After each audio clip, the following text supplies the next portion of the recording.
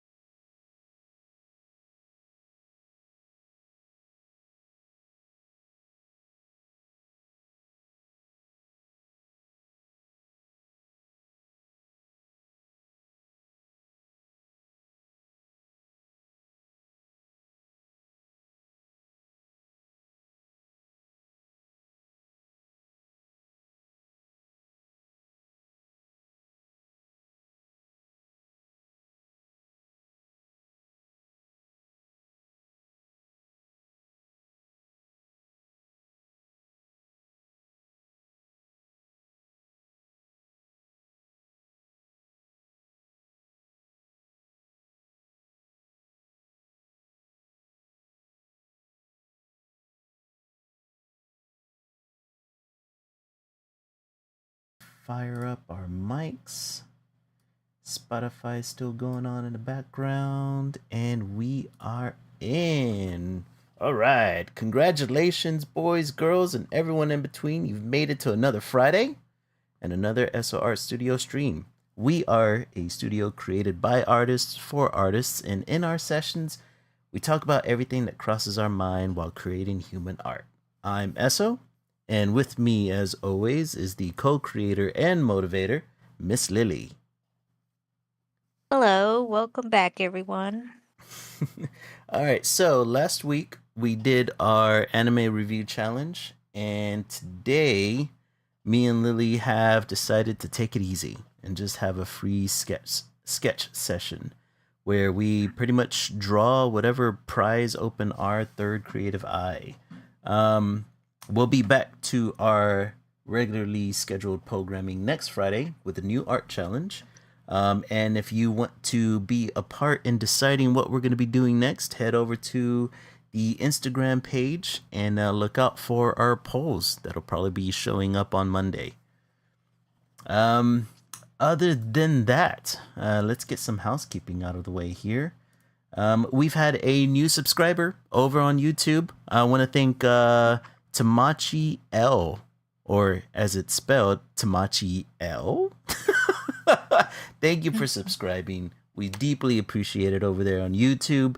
Of course, if you're watching us for the first time on Twitch, please hit that follow button. If you're watching us over on YouTube, be sure to hit that like, subscribe, and bell so you can see the next time we appear online and you can hear our voices.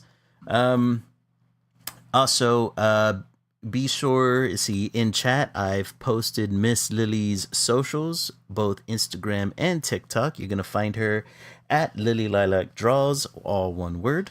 And then if you want to see more art, more clips, if you want to interact with us or donate to the studio, we also have our landing page there as well. All right. So, what are you going to be drawing today? You have an inkling, an idea, maybe just gonna be fiddling around a bit? I might be drawing a Deadpool Oh, okay. because his character dropped in Marvel Rivals That's true. and he looks pretty cool. You know what? I was gonna ask about that because I wanted to know if. So, whenever I saw his introduction, apparently the way that they were selling it was that he was a like kind of a multi-rolled character. Yeah, Is that true? So he's kind of like a tank and a DPS character and something else? and a healer. Yeah, he And a can play healer? as all three. Yeah, Jesus. not at the same time, but so the way they teased him at first was pretty genius. So, the release trailer came out like last month? Yeah. And, during, I think, the Game Awards, so everyone was hyped, because it's Deadpool. And ever since that trailer, they had teased him in game by showing his character in the slot that he was supposed to be in. Yeah. And it would say coming January 16th. He was slated to be a DPS character, the fighter character, the one that does all the damage Right. first, and It's then usually in the like front in the lines. next, yeah, no, like more like the person that does the damage, Oh, okay. The person that's usually um, behind the tank. yeah, Yeah. yeah, depending. Duelist is Mm-hmm. what they're called in this game, and then in the next patch, he was in the was it was either the strategist, the healer category, or Yeah. the tank category, and everyone was like, what, why did he switch spots? And then in the next um patch he was put as a tank character. So, you know we all took it as, oh, he's just trolling us because that's what Deadpool does. Right. That's him breaking the fourth wall. But then I told my friend, I was like, watch, they're gonna make him all three. Like you can do something with his kit where he can play Mm-hmm. as any of the three roles, and then they came out with his kit, and pretty much that's what happened, which is really cool. Like, Yeah. so he has different play styles depending on which role you pick him as, and Mm-hmm. then he also kind of plays in a way, I believe, like if you're familiar with the Devil May Cry series, like Yes. the more damage you do, the higher grade you get, quote quote, Yeah. which is how he operates as well. So I think the more skills and damage you do, the higher his grade gets, which Dude, I that's awesome. think, yeah, may amplify his damage or whatever he's doing, Right. depending which role you play, which is really cool. And then another annoying thing about his character What's that? is, yeah, so he can play as all three, any one of the three positions, right? Mm-hmm. In ranked, each team is allowed to ban two characters. In order to get Deadpool completely banned, you have to pick all three positions. Yeah, so So it's the kind of a double-edged sword for the other team because they could either choose to ban Deadpool 3 times, or in other words, you're never gonna get yeah, Deadpool off of a team. and you can't do it because there's Mm-hmm. only two bans per team. Oh man. So yeah, so yeah, at best you would get two Deadpools out, but you Right. won't get the third one. Yeah. So it's a very interesting thing that they've done with this character. I really like it. That's awesome, man. I've been paying attention to like I've been watching the Deadpool interactions with various characters on YouTube. Cuz Mhm. I like how this game has been really sticking to the comic book lore for a lot of these characters, and it's fun hearing how Mhm. they interact between each other. But yeah, Deadpool's constantly trying to riz up all the other characters except for Penny because he's not sure if she's PG-13 or not. Yeah. Yeah, that sounds But who are awesome. you? Yeah. Who are you planning to, or what are you planning to work on today? I'm going to be expanding on the you remember whenever we had the OC challenge? Mm-hmm. I'm gonna be going in and sprucing up the costume, expanding on the costume, and I brought a number of different references with me this time because I am gathering more Native American art references, specifically the I think it's called Kachina, the Hopi Indians Kachina gods or goddesses, or I guess you could consider them spirits within their pantheon. And so I wanted to use some of Mm-hmm. those designs within her costume and kind of like Okay. flesh her out as a character, and kind of like bring all the things that I have written for her, kind of show it through her costume, I guess. Mm. But Okay. yeah, yeah, pulling more of those native vibes into her. Because I mean, it has a lot to Sounds do good. with her base character, so I really want it represented a bit. Um, but anything else had caught your interest this week? Have you watched anything new or fun, or read anything? I've just been catching up on a lot of Marvel lore, like just Oh, on YouTube. I'll yeah. just be watching a bunch of breakdowns of like the previous movies, what people are thinking about like these leaks that are not leaks, really trailers, I guess. Well, And what, yeah, yeah. seeing what people theorizing about it Oh man, I for love the the new movie. theories. I love the theories. Well, Yeah. it was the Russo brothers that kind of started it all, right? Where they were like, well, They not too long ago they released a statement through social media saying that the four teaser trailers that have come out, they don't consider them teasers or trailers, but instead they consider them clues, right? And so Yeah. I was thinking the first thing that popped in my head was like, well, then that must mean that a lot of the things that we're seeing in these clues that are being released may not be in the final movie at all, right? Because it wouldn't be the first time that the MCU has done that, where they've released footage that never made it into the main movie. So I wonder if we're kind Hmm. of running into the same thing here, or maybe they're just pulling the wool over our eyes about something else entirely. But what are some of the theories that you had seen regarding these clues that they're releasing?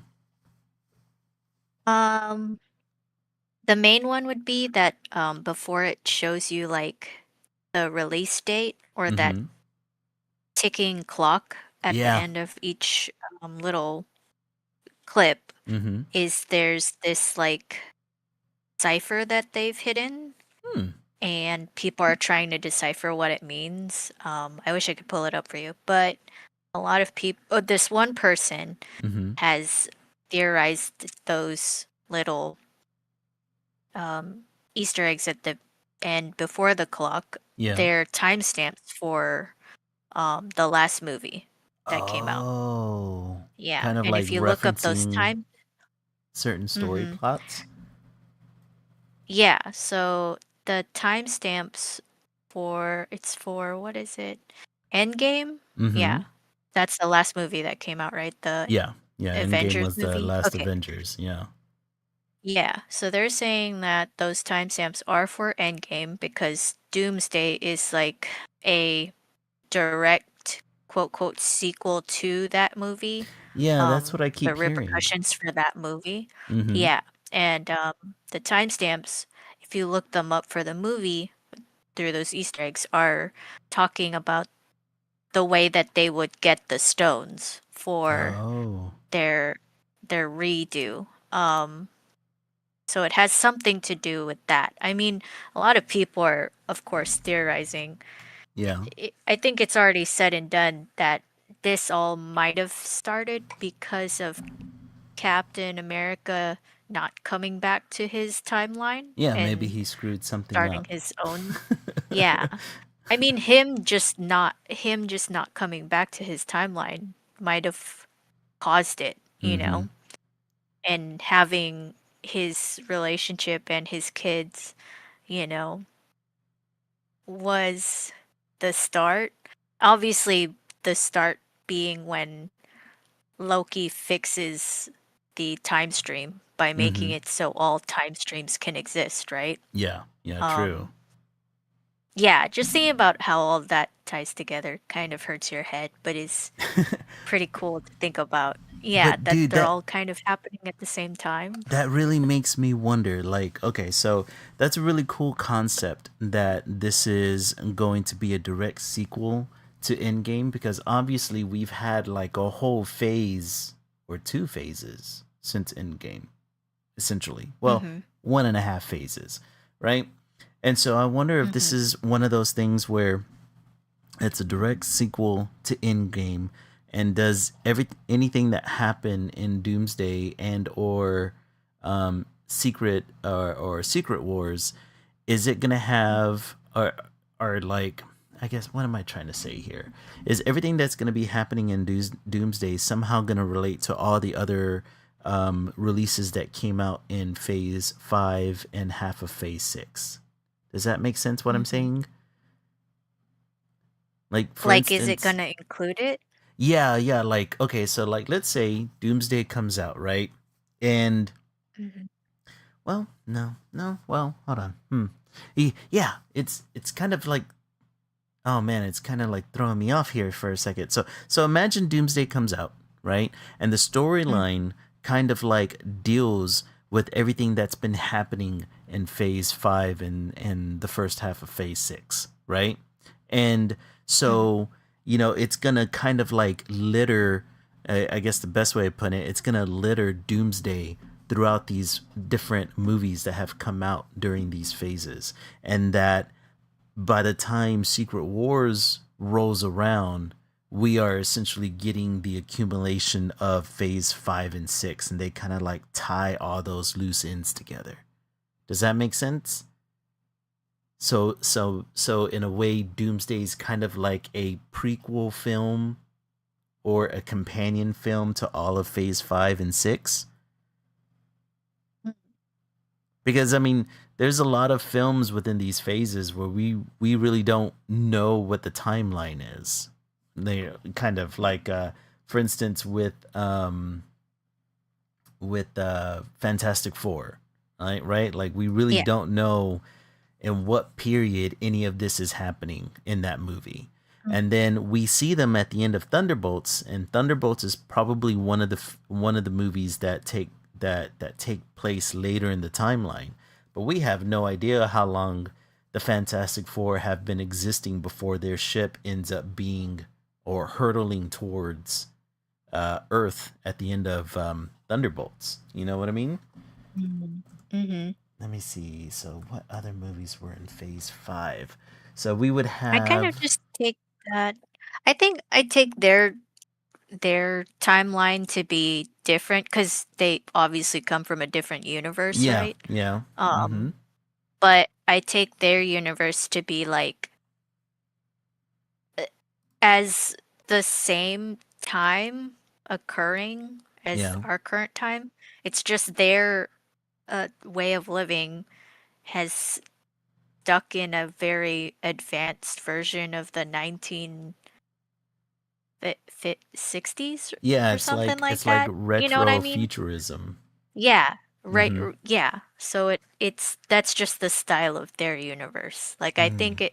it's an occurring time now, but the way their culture and stuff has developed is a little different Yeah, than well, ours. I don't know. I That's kind of wonder how I took because it. it's like even at the end of Fantastic Four, right? A number of years had fast forward since um I'm sorry, the end teaser with Doctor Doom, whenever he's talking to Franklin.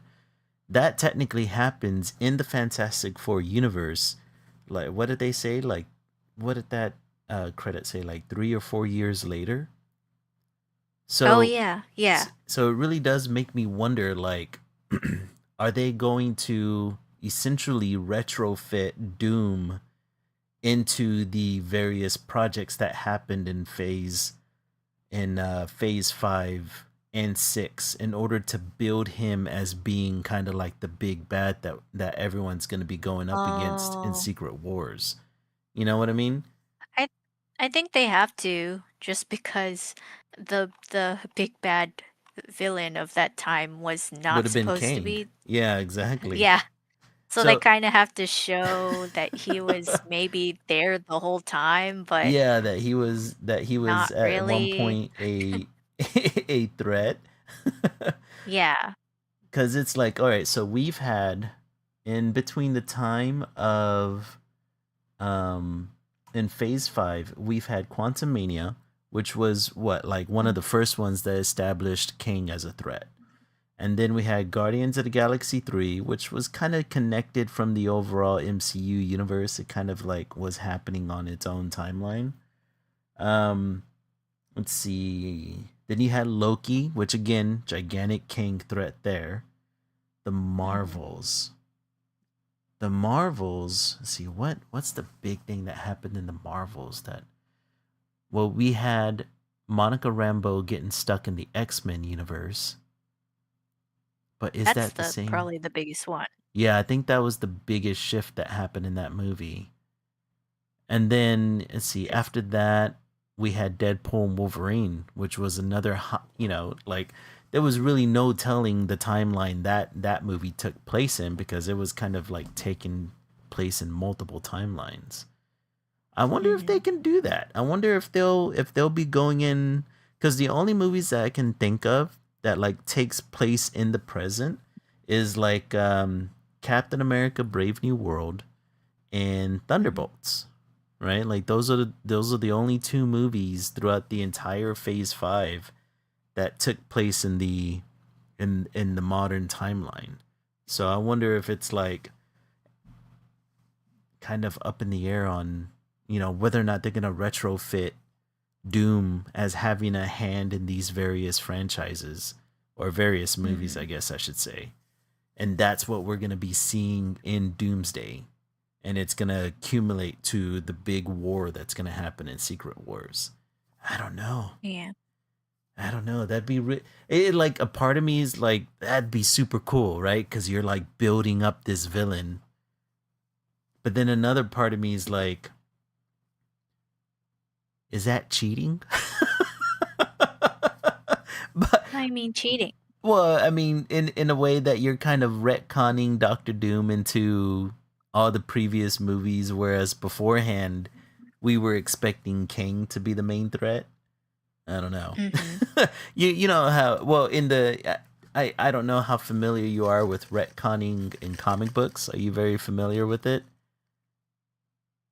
Small type of idea on So retconning. retconning is always infamous in comics and amongst the comic book community because retconning essentially has comic books come in and they'll like change the history of a character or the events of a character in order to fit a modern narrative, right?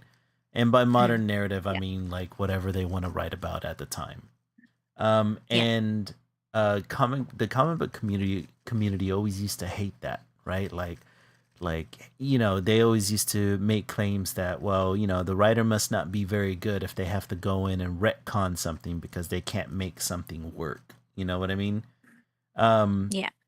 so if Doomsday, and if obviously I'm speculating, I don't know for sure. I'm not an insider. This is just me. This is my artist brain running, right? But Hmm. if they decide to, if Doomsday really is going to be a direct sequel to Endgame, and we've had a whole phase and a half or phase and a quarter happen in between Endgame and when Doomsday is coming out, I can only assume that Doomsday's essentially going to be retconned into the various movies in some form or fashion and make him a threat within the multiverse, right? Because as of right now, nobody knows. I mean, like the general audience, they have no idea who the hell Doomsday is.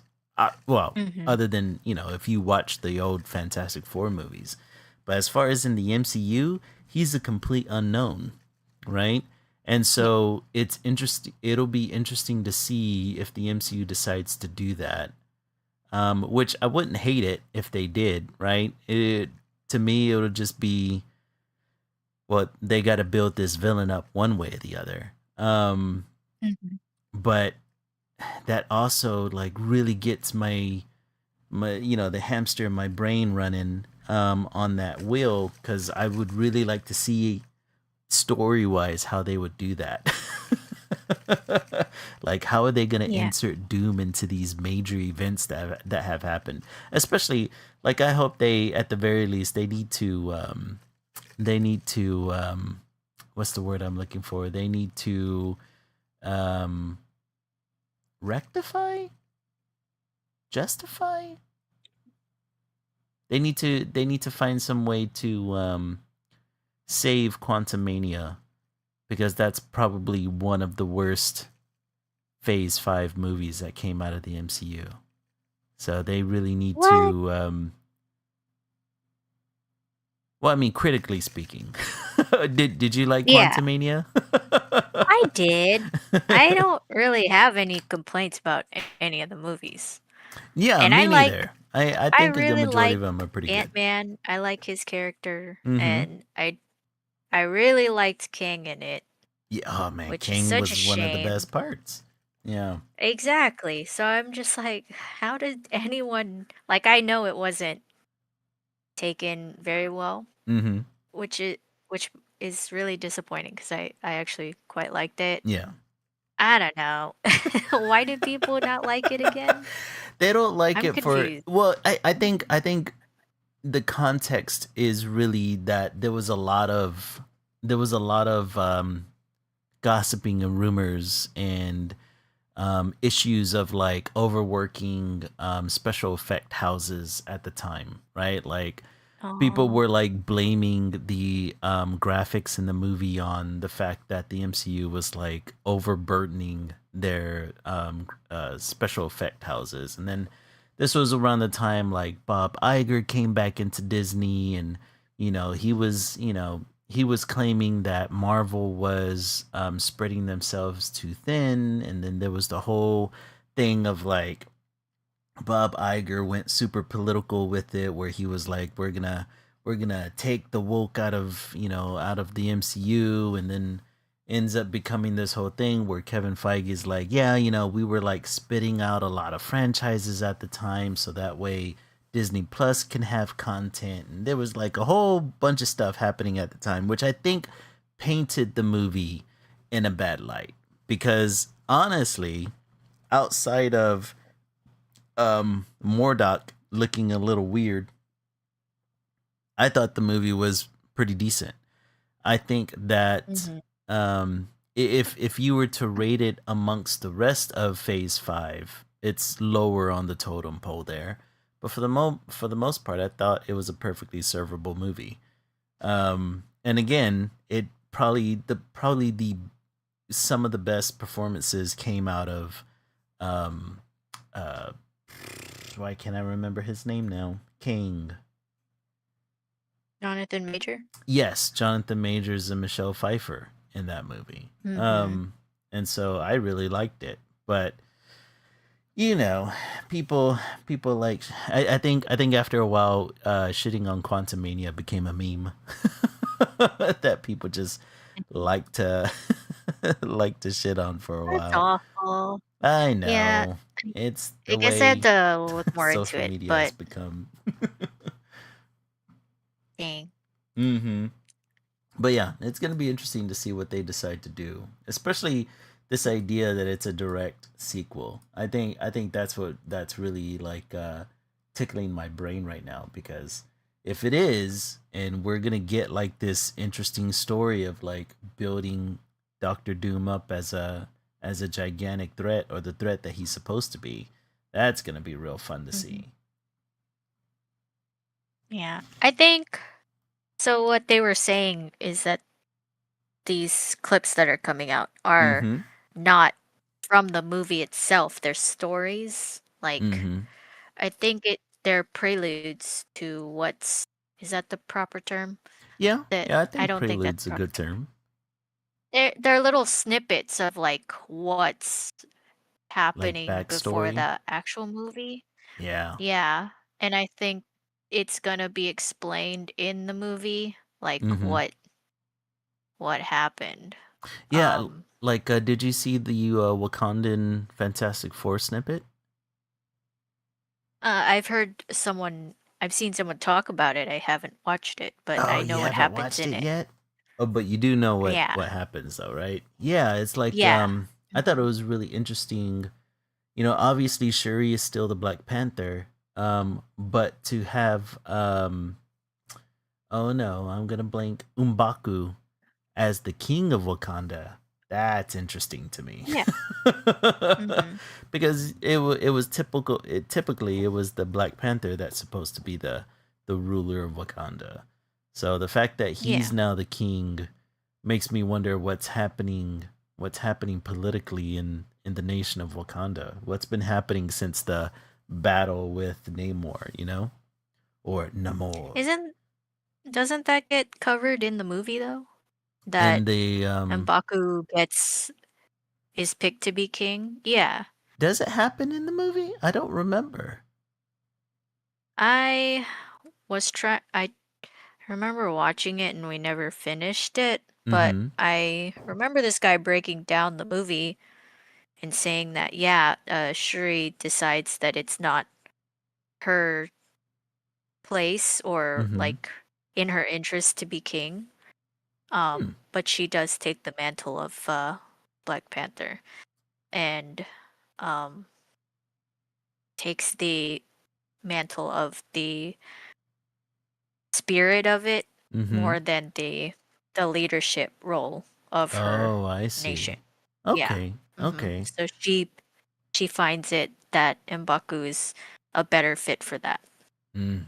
He was. I mean, honestly, he was a pretty good ruler to his own people, so it Yeah, would he make just sense. loved his yeah, he just loved his country, which is well, one more kid you ask of a leader, someone who genuinely loves their country. Exactly. Yeah, I Yeah, need to rewatch it. I really did like that movie.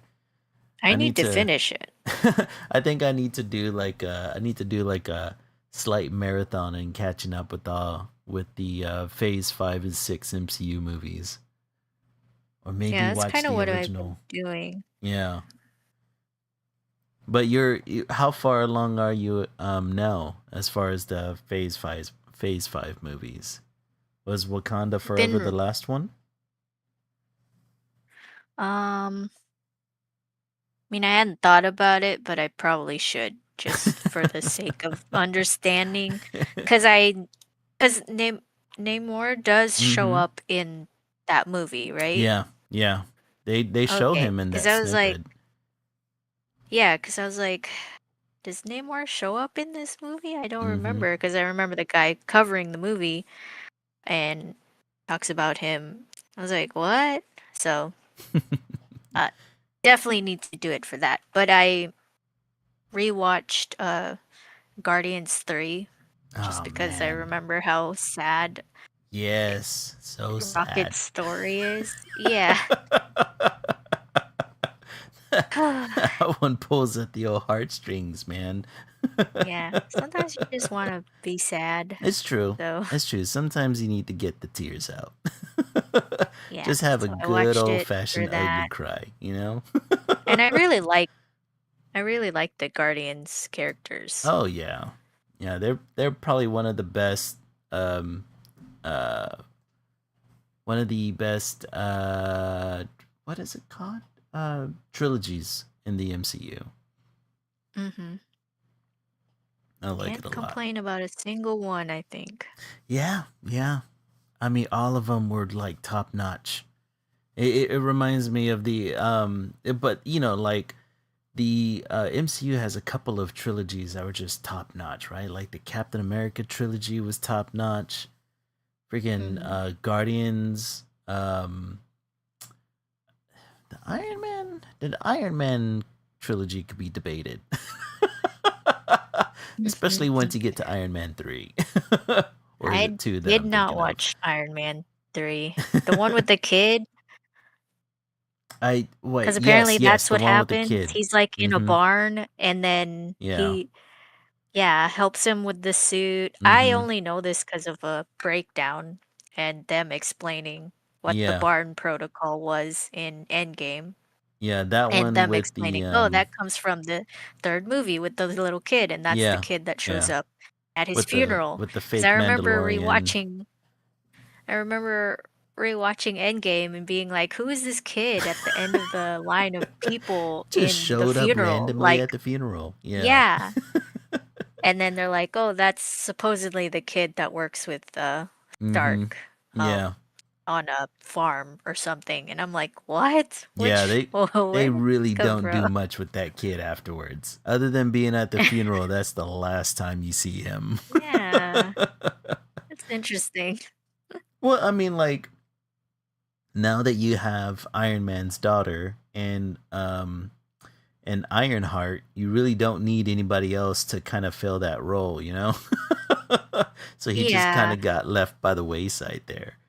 It is a shame though, like, Mhm. that they couldn't just write Ironheart as the character that helps him or something Mhm. like that, like, Yeah. make it someone who is tied in to the story, actually, Yeah. not just some random kid. I don't I know. I always found that as being weird too. Like I never quite understood why you would have the kid come back to the funeral because Iron Man was such like a brief kind of like blip in his life. You know, Tony Stark was kind of Mhm. like a brief. I mean, I'm pretty sure in universe Tony Stark helped him a lot with his schooling and stuff like that, but outside of that, right? It's not like we don't hear stories of him having the same type of success that Ironheart had, right? And it probably story wise, it probably would have worked better if like you said, Ironheart would have been the one to see him in a garage and help him. Yeah, But because then that would kind of explain how mm-hmm, she is able to basically manufacture her own Iron Man suit. I don't know. exactly. But I mean, Eh, that franchise didn't come out till like years later, so maybe Ironheart oh, wasn't okay. anywhere near their house of ideas yet whenever they originally came out with that movie. But it would have been cool if it was her. It would make sense that she would then Yeah. go on to create her own iron suit, you know? Hmm. But yeah, yeah, I agree. I agree. I gotta go through the movies again because I think we obviously all do. I'm a gigantic MCU nut, so I'll happily do it.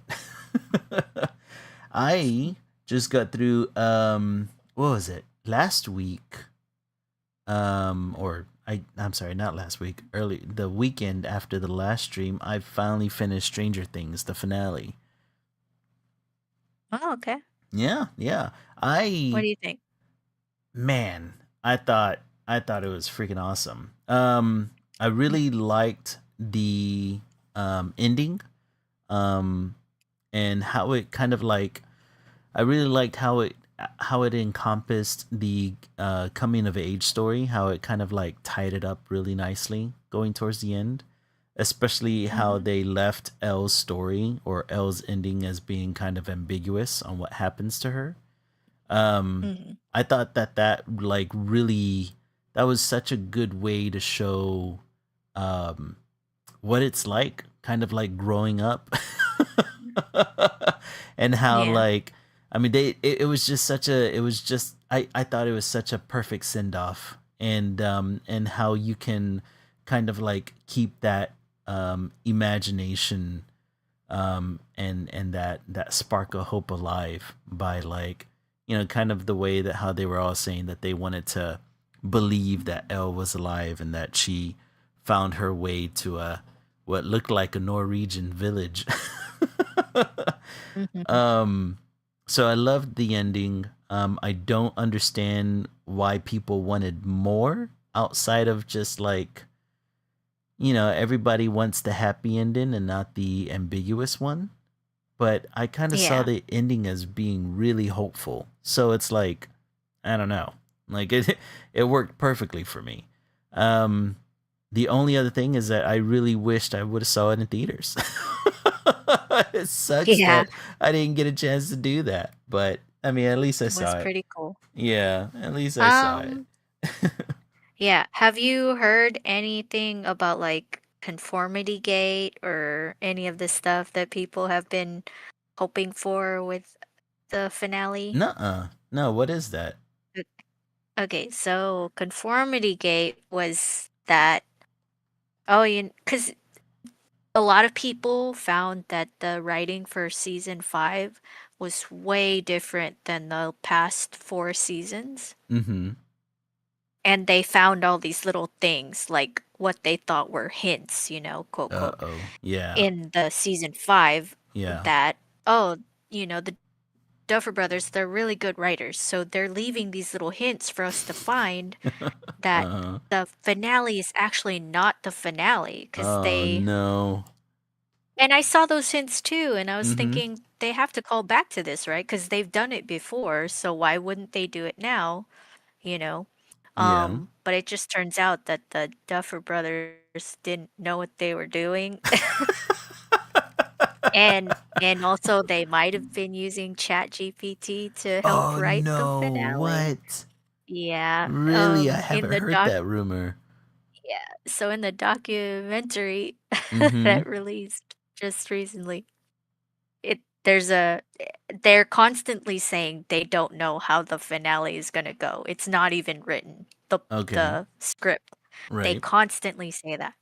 And and there's this one shot of one of the Duffer Brothers with his laptop, and you can Yeah. see just all the tabs that are open, and if you look closely, a few people have recognized one of the tabs' logos to Oh be no. ChatGPT. So they were like, "Oh no, Oh that no. that's why it's so bad because they were using ChatGPT." Um, but yeah, Conformity Gate was made after the finale because they were like, "No, you guys, these are all hints that Mike has actually been taken by Vecna and he's been, he's under his spell because Uh-huh. look at all these little things. Like they're all wearing orange. And the class color for their high school is green. Why did it suddenly change to orange? Oh, Uh-huh. because they're prisoners in Vecna's mind. And like this thing Oh, I changed from this see. color. Yeah. And all of this stuff that makes sense, Mm-hmm. it made sense to me. And I'm like, yeah, that could totally be a cool thing if they did that. And a lot of people were saying the actual finale is in the documentary, like they did with Nightmare on Elm Street, Right. because the last movie for Nightmare on Elm Street was also a documentary that turned out to be another movie for the series. So Huh. that must be what they're doing, right?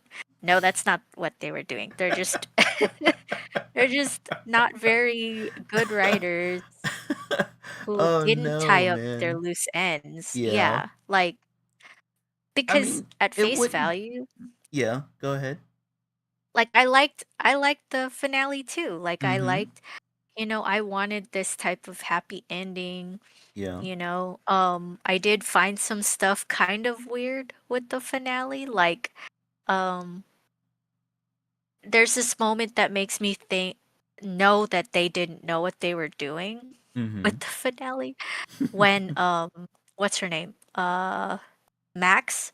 Yeah. Remember Max gets pulled into the trance, right? Yeah. And you think it might be Vecna, Mm-hmm.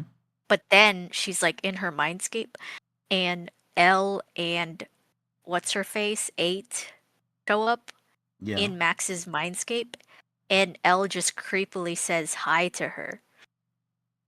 Hmm. Like, Yeah. do you remember that point? Yeah. Like Yeah, I remember that. that that's what made me think, and then they didn't go anywhere with that. I was like, why would Elle just act like that, you know? Yeah. Like I Hmm. thought it was another one of like Vecna's mind games, like how he was toying with the It- dude, Hopper, yeah. in the Upside Down. I thought it Oh, was something yeah. like that, but then it wasn't, and I was like, "This is how I know they didn't write this correctly or Yeah. knew what they were doing, because that felt weird, like I that." I do admit it did become very confusing after a while whenever it was the constant hopping between different minefields and back and forth between being in the Abyss universe and then being in the Upside Down. And how, Mhm, yeah, because this movie had a lot of reveals, right? That was kind of like left dangling from the previous seasons, where you would sometimes see Vecna in this, like the first time we saw the hive mind and its physical form, and how, like, all right, we never quite understood the difference between the Abyss world in the earlier seasons and the Upside Down. We thought the Upside Down was its own dimension, where in reality it was just the wormhole, the space in between, both universes that was created. And so it kind of like mirrors each universe depending on which elevation you're at, I guess I should say. mhm. And Yeah. so yeah, and then yeah, it became confusing because at some point you're inside, like, Vecna takes over your mind, and as I understood it, he becomes your mind. He can see everything you see. So whenever you go into his mind, you can technically see your memories and navigate your memories and his memories at the same time, I guess. There was Mhm. a lot of there was a lot of weirdness in the uh, Stranger Things Inception that they were trying to do. Oh, yeah. Mhm. Yeah, I get it. I get how pointing out those inconsistencies would make you think, well, and it could also be that I just simply don't remember a good majority of the previous seasons. Like all I did before watching this new season is I watched a recap on YouTube because there's no way I was gonna be able to rewatch any of those seasons again. And Hmm. so I mean the recap did a pretty good job of catching me up, but yeah, man, like maybe along the way the Duffy brothers just kind of like got lost in the sauce and they didn't really know how to what to do. Yeah, I definitely chalk it up to that. I One of my favorite theories though, Mhm. is that so that one of the Duffer brothers divorced their wife Yeah. just recently. A lot of people are saying that the ex-wife was the ghostwriter for all of the first 4 seasons. Oh That's why they're man. so good. And Oh then the divorce man. went through and she's Mhm. not there anymore and you know, so the writing quality went down. And it kind of This makes goes sense because deep. people, yeah, and it kind of makes sense because people were like, "How did you have 3 years to write a finale series to your Mhm. magnum opus, and you're now telling us you didn't have the finale written out? Like, how is that possible?" Like, You know, a part of this makes me wonder, like, as consumers of a media, sometimes do we know too much? Like, do we know too much of the behind the scenes stuff to where it could almost ruin our perception of the entire piece of art in total? You know what I mean? yeah, they really screwed themselves over though by releasing that documentary. Like, Yeah, that's what it's sounding why like. yeah, like, why? Because I think they really thought that the finale was good, and Mm-hmm. from face value, it is good. But Yeah, yeah, if I you really have a enjoyed lot it. of people, if you know that you have a lot of the fan base that loves theorizing, that likes breaking down the shots of your Uh-huh. TV series that's been And this going has on for been the going on past for 10 years, 10 man. years, Yeah. and then you make this finale, like this season 5 with all Yeah. of these inconsistencies, Mm-hmm. and you think, "Oh, our fan base isn't gonna catch that." Then you're out of your mind. Like, You you're disjointed from reality. yeah. Like, You know, you I'm must take us starting for to fools. think, I'm Like, starting to think that my enjoyment of this finale could really just be that I just completely forgot what happened for the past 4 seasons. You know what I mean? It's like, I because, mean, that's, mate, like, uh-huh. yeah, part of it, but, oh man, you gotta watch this breakdown. Like, Yeah, you gotta send it it to me, opened my man. mind too. Yeah. I gotta see what these Oh, theories is about, because that's nuts. it's crazy. The But I other mean, thing that mhm. I recently watched was the Tatsuki Fujimoto 17 through 26. He is the do you know who Tatsuki Fujimoto is? No. He's the creator of Chainsaw Man. Okay. And apparently, he wrote a number of short stories between the ages of 17 and 26 that they have now created a anthology out of. Um, and it's 7 episodes in total, I believe. But I've only seen the first 2 episodes so far. Okay. And then with each anime, a different production house took over the story, or not took over the story, but translated the story. So each anime looks different from the other, which I thought was really cool. Um, but yeah, I'm 2 stories in, and I heard about this, especially after us watching the movie for the last art challenge. I got really interested in the creator because I kind of wanted to see what other anime he had, and then I found this one on Amazon Prime. Um, and so far the first two episodes are hmm how do I put this? They are um really really kind of imaginative and imaginative with curveballs thrown into it that tackle like really serious themes that would essentially come out of a 17 somebody in their teens and early 20s. If that makes any sense. So have you heard about this at all? The No, I anthology haven't. series? Mm-mm. Okay. Well, I suggest checking it out on Amazon Prime. Um, I mean, like I said, the first two episodes have been really good. I've heard a lot of good stuff about the other episodes within the anthology. Um, the first two episodes that I've seen so far, one of them, the title, one of them is a couple chickens were still kicking it in the schoolyard. And then the title to the second episode is Sasaki stopped a bullet. Um, and I ain't gonna lie, the first episode made me tear up a bit. Like it was kind of a emotional powerhouse. Um, Hmm. if I were to give like a quick synopsis of the first episode, it's about Earth being taken over by aliens, and humans have become close to extinction because the aliens really like the taste of human meat. Um, but in this anime, the aliens really liked human culture as well. So like, it's pretty much everyday Japanese life, but with aliens.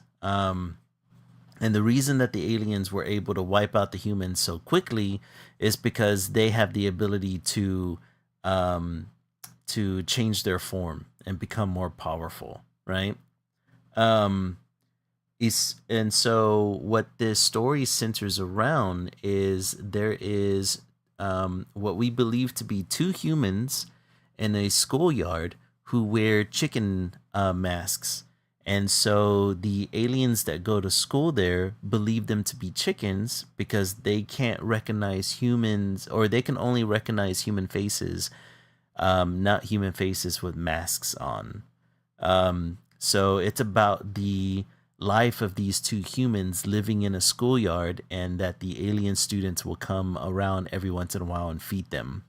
Or I'm sorry, they come pretty daily and feed them food, right? And that's how these two humans are surviving, by hiding as chickens.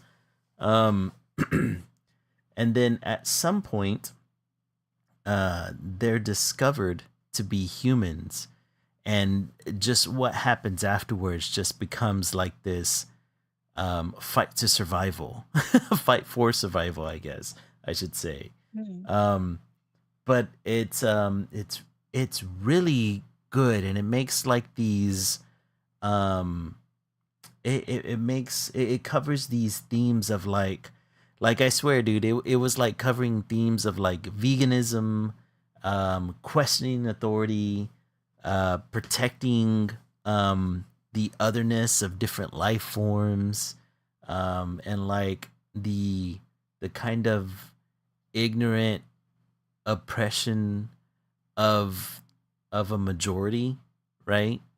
And it was really good. And these are only like 30-minute episodes, so like it covered a lot of ground in the span of 30 minutes. Like it really made me care for these characters so quickly. That's cool. Yeah, yeah. And then the second episode is really um this one, I guess the themes of the second one, I would say, are like would be the wonders of potentiality, I guess you could say. It's about this classroom and their teacher, um and this one student named Sasaki, right? And he is like smitten by his teacher, and he thinks that she's a goddess. And this guy, this older man, looks really disheveled, runs into the classroom, locks all the students in the classroom with them, and whips out a gun and threatens the teacher, right? And essentially, this guy blames the teacher because him and the teacher went to high school together and she rejected his advances. And like he blames her because since that point, his entire life went bad, according to him, right? And so, like, he's threatening the students, he's threatening to shoot the teacher, and the teacher's like, don't shoot the students, do whatever you want to me, but don't shoot the students. And so obviously the shooter has a perverted thought and, tells the teacher, well, have sex with me and I won't hurt the students. But the student who is absolutely in love with his teacher can't handle the idea of his teacher having to have sex with this guy, and so he crashes out. And everything that happens past that point is like is like pure craziness to the point where the student catches a bullet that the guy shoots at him, right? Which is the title of the uh of the episode. Of the short. It's Yeah, funny. yeah, the short. It's crazy, man. So far, it's like I've had a lot of fun watching the two episodes, and I'm gonna keep watching it to the very. I'll probably watch it tonight, more than likely, Hmm. just to see what else is happening. But I have I was kind of surprised that these two episodes came out of um the same creators, Chainsaw Man. Now, mind you, I'm saying that as a person who has only been exposed to the anime. I don't know about any of his previous manga work or his mangas. I've never read the Chainsaw Man manga, so I don't know how it's written. But I mean, Hmm. if these two episodes are any indication of like how he writes, then holy hell, I need to check out the manga. Mhm. Now I'm wondering if the manga is a lot more nuanced than the anime. Jesus, that's crazy, but it's really good. I really do suggest it. Um, Okay. yeah, yeah, and I'm having a lot of fun watching that one. Let's see, did you watch I can anything check. else this past week?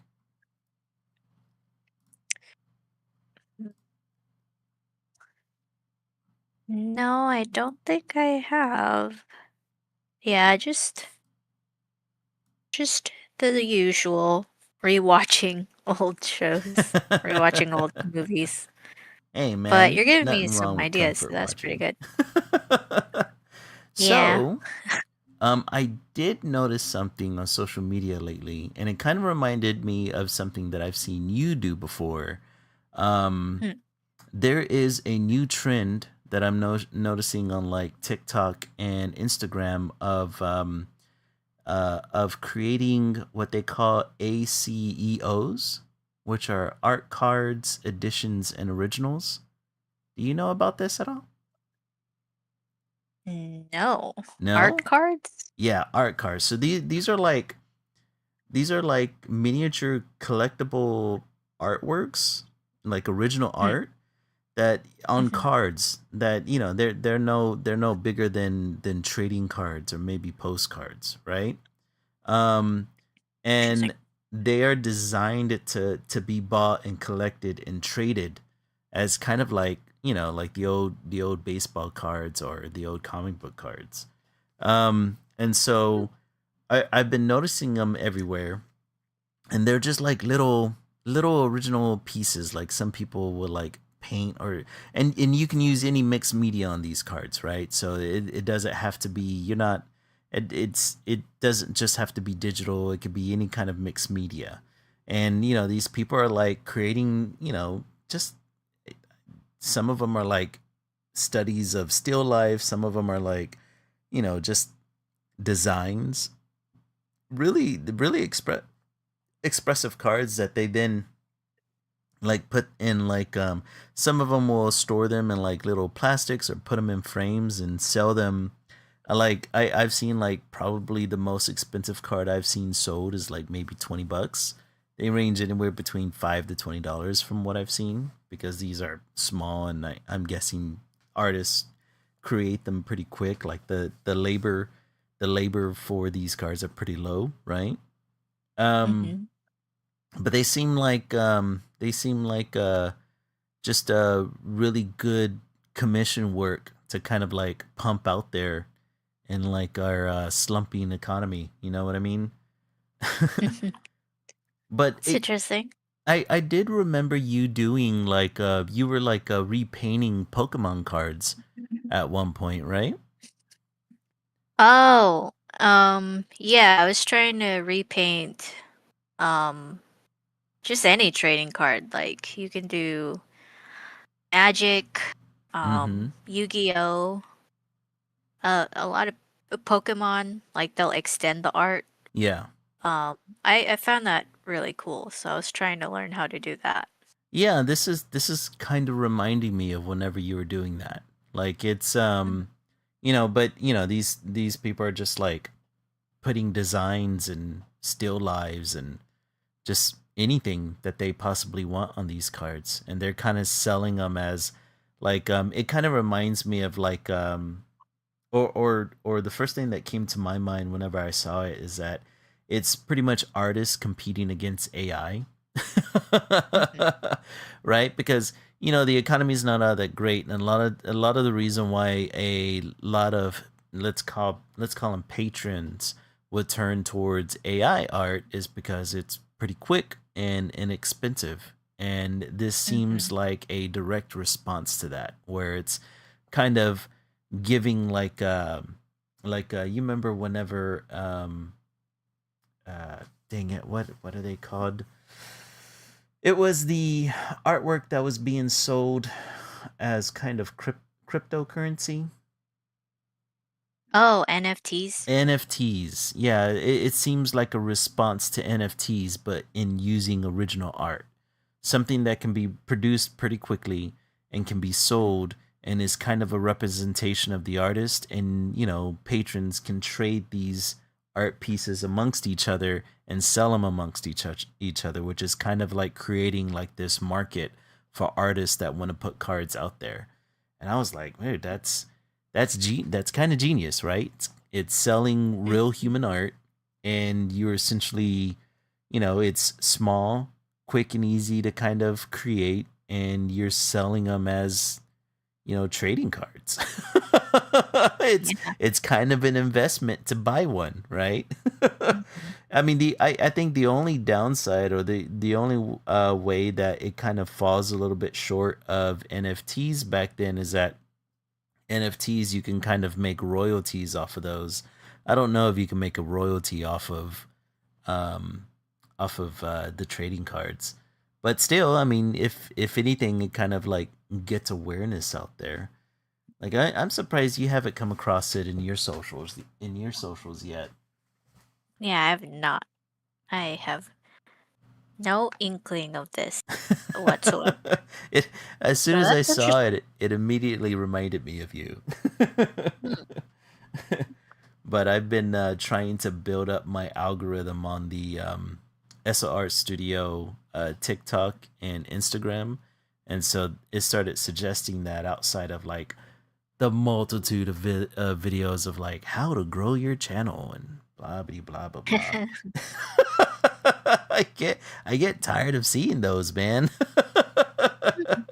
It's always something real dumb too. Like, it's usually I've noticed that whenever I come across those videos, it's always a influencer trying to get you to search up something that they sell, and they're trying to sell it to you as a way to boost your numbers, and it's just like, okay, like I appreciate the hustle and all, but Yeah. I'm not falling for your marketing tricks. Yeah. Like, there's no doubt that it could be somewhat helpful, but it's Mm-hmm. really I'm just being like, buy my guide and Yeah, I can teach or you. search up this very specific term, and then it'll take you to a sound or or a trending music that'll get you 1 million views or some other Mhm. BS. And it's like the sound is something they created, you know? It's like, Yeah. come on, man. I was born yesterday. Which kind of, I've been seeing um, uh, a lot more AI videos out there. Like it is getting horrific. I can't Goodness. even get onto Facebook anymore, man. My my TikTok was pushing AI videos for a while, and I was Oh like, no. "Okay, time to get off of here because this is really annoying. Like, why Mm-hmm. is this?" And then there's no way for you to be like, "I'm not interested in this content." So, Yeah. Yeah. uh, Wait, there is a way for you to say that you're well, you can say you're not on interested in Instagram, the yeah. yeah. Oh no, on TikTok as well. If you Is go there? t yeah, if you go to the button where you normally use to share, there's also next to it, there's like this little icon where it's like it's a broken heart in half and it right Hmm. next to it it says not interested. I've been using that Um, a lot lately because TikTok has been especially weird. yeah. I'm glad mine stopped doing it because it's like, Mm-hmm. why is this showing up? This is so annoying, and they're Dude. so bad. Yeah, they're so bad and it's like So gross. well, nowadays it's like it's a lot of it is rage baiting, which is super annoying to Is me. it? Yes, like it's there. I've been running across, because in my personal social media, like I like getting into conversations and debates about people, depending on the topic, right? And so Mhm. lately, I've been getting a lot of rage bait AI videos where they will take like a real world event and then they'll create video that kind of skews the narrative, that tries to play on people's biases and prejudice. So it's like, for instance, a while back, I believe somewhere in Georgia, um, a guy shot some teenagers that were playing um, uh, uh, door ditch. Where you knock on the door or Oh, you do ring. oh, Dig Dog Ditch. Yeah, Ding Dong Ditch. There you go. And apparently, some guy shot some teenagers, and they were able to change the narrative through AI that these teenagers were trying to rob this guy. And That's then, all. whenever the guy killed these kids, that the parents of the kids then tried to sue the guy for killing the kids. And then she said, "Why did you kill my kids? All they were trying to do is rob you." And then they made an AI video of a judge kind of like telling off the mother of these kids, like, saying some sort of political message. And it's just like, and all of it's fake, right? Because the real story is that these kids were playing a game and the guy, the guy was being crazy and decided to whip out his gun because a teenager decided to knock on his door. Um, Mhm. but yeah, man, like those are the kind of videos that are starting to show up in my feed, and I'm just like, motherfucker, like why? That's that's awful. It's well, yeah, it's like it's awful. Why would people? Yeah, like I get it, right? I get it. It's content. It's rage baiting, and Mhm. rage bait's probably the easiest way to get engagement, right? If you piss people off, people are going to make comments no matter what, right? Yeah. And the fact that people try to game that in order to gain monetary, or in order to get monetized, right? Because platforms like Twitter and Instagram, and YouTube Shorts even, reward the amount of engagement that you get on the platform, right?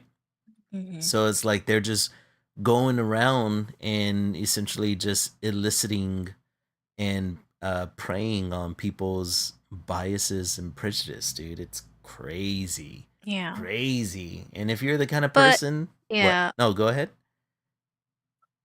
like it's just even more awful in that sense because like you couldn't bother to use a fake instance. Like Mm-hmm. you used a real like this happened to Yeah, it's a real real life life kids thing. Yeah. and real life families that Mm-hmm. lost their real life kids and you Yeah. used them. Like you Mm-hmm. didn't make up like you couldn't even have been bothered to make up a story It's getting that bad was out there. even similar. Like you Yeah. just used those people, like the real life, like you know what I mean? Like Mm-hmm. if you're gonna be if you're gonna be trashy, like uh, it's it's like oh my gosh, you have no sense of humanity. Like Yeah. to be trashy without throwing the actual people under the bus. You know what I mean? Seriously. Like you could have Seriously. made up a whole different group of people in that Mm-hmm. scenario, but instead you used the people that actually got affected. Yeah.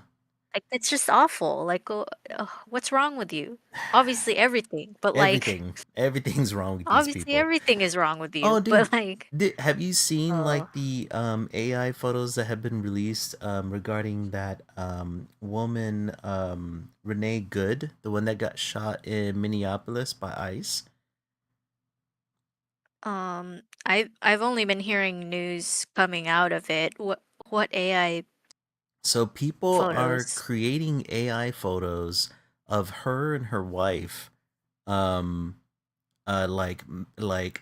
making gun hands at pictures in protests as a Oh way my to kind gosh. of like make them seem as if they were an actual threat towards ICE and that they went there with the intention of hurting ICE agents.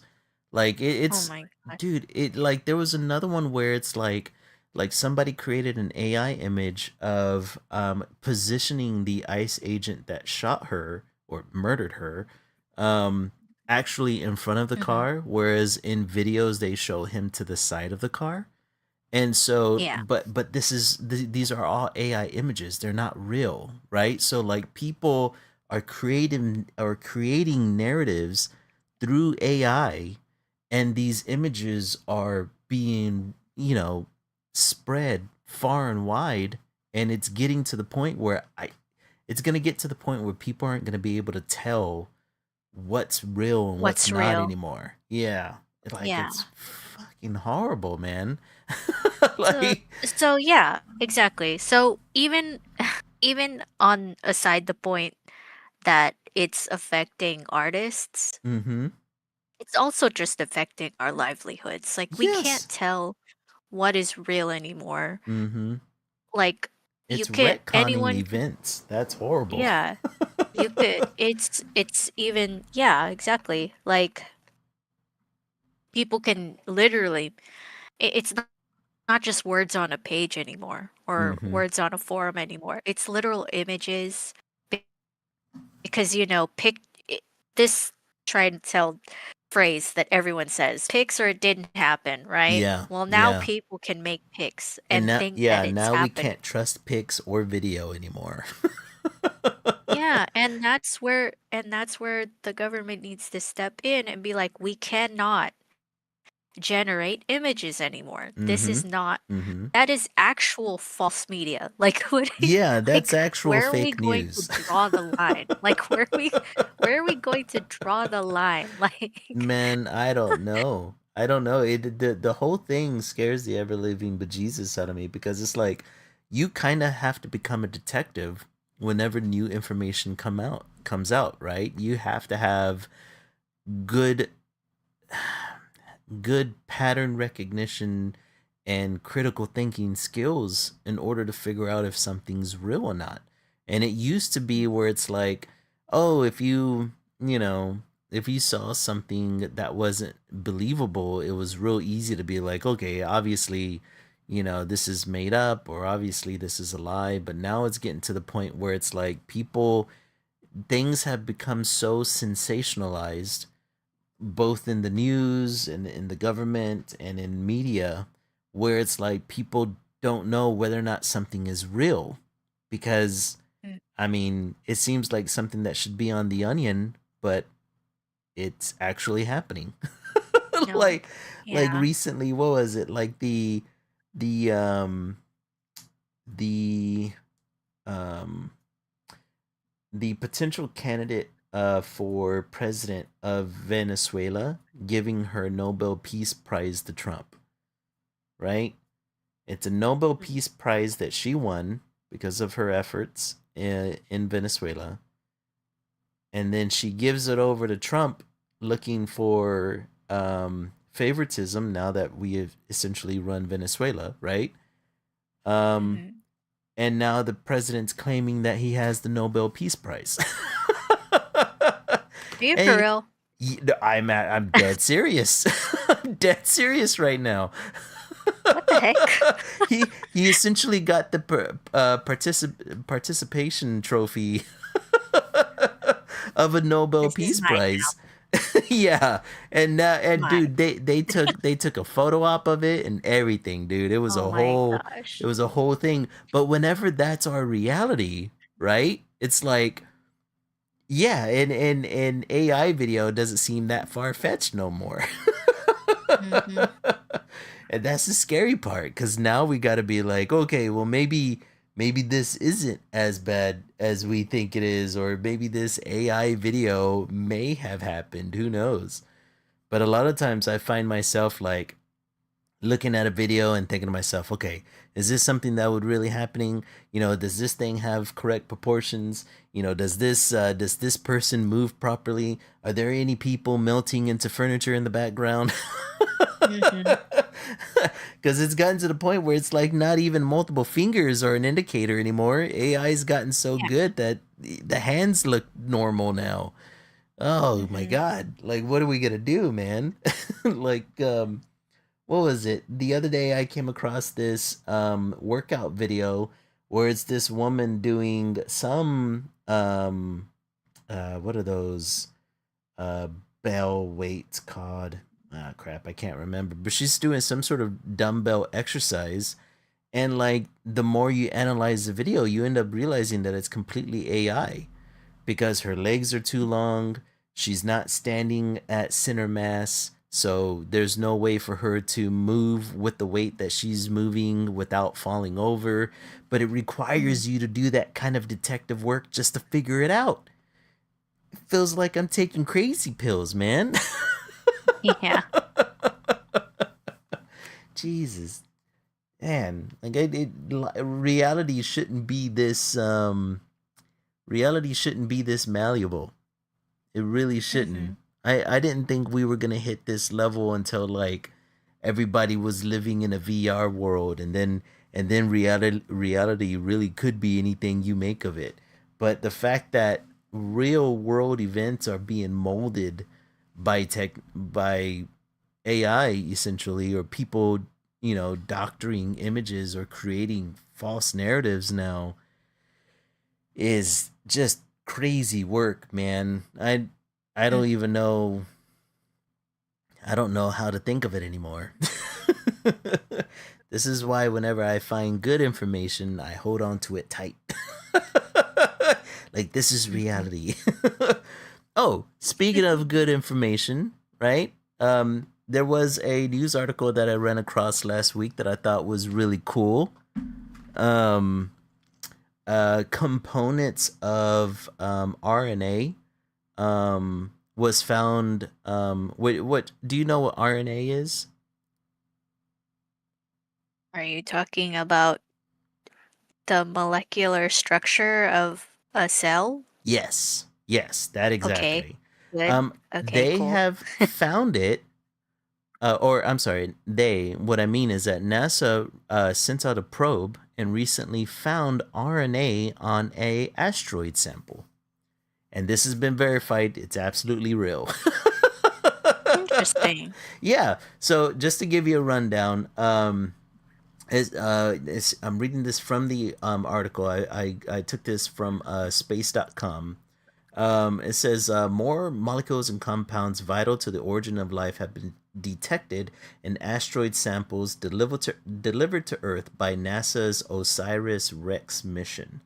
The discovery strengthens the case that not only did life's building blocks originate from space, but that the ingredients of RNA and perhaps RNA itself were brought to the planet by asteroids. Two new papers in Nature Geoscience and Nature Astronomy describe the discovery of a sugar ribose and glucose, which is kind of like a gummy material on these asteroids. They've brought back 120 grams samples of this from a near Earth asteroid, which they give the asteroid name is Bennu. Hmm. Scientists always give things weird names. As well as a unusual carbonaceous gum that holds important compounds for life. Nitrogen in the gum was found, and it was found in nitrogen heterocycles, which are building blocks for nucleobases in DNA and RNA. So Hmm. essentially, they're saying that that the origin of life could have come to our planet, essentially being seeded here and developed through um, abiogenesis. Like